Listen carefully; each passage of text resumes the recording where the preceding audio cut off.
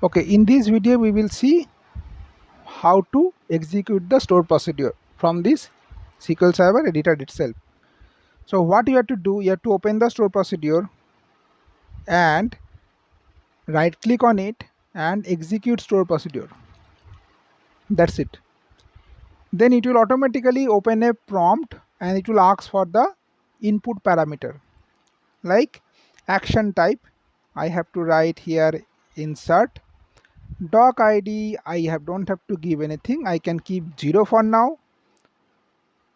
Doc name I can give like test doc. Doc type I can see like notes. I am writing something here, objective notes.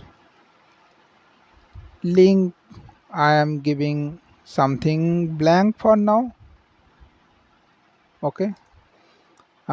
This document active, yes. Okay. So now I have to click OK. It will execute the store procedure. So you can see here this is also a query internally generated and it has been executed.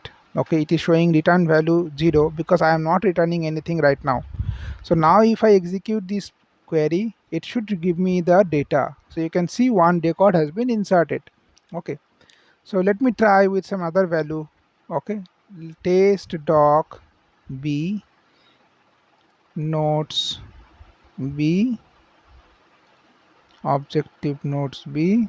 Okay, now again I am executing this query and it has been executed, and now I am trying to fetch the data. Select the data, it has displaying me 2 data.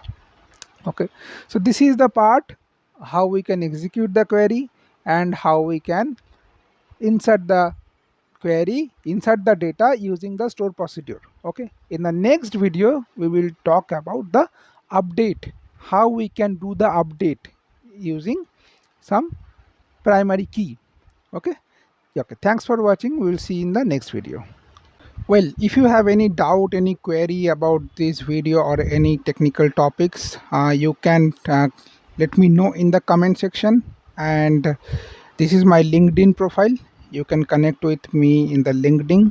I basically use this tech stack. Okay, Java, Spring Boot, Angular, Node, Python, MongoDB, PostgreSQL, Influx. I use AWS and Azure Cloud. I have little bit knowledge of Linux shell scripting, C Sharp, MS SQL, Oracle. Okay, so yeah, keep in touch and let me know if you have any doubt in comments. Thank you.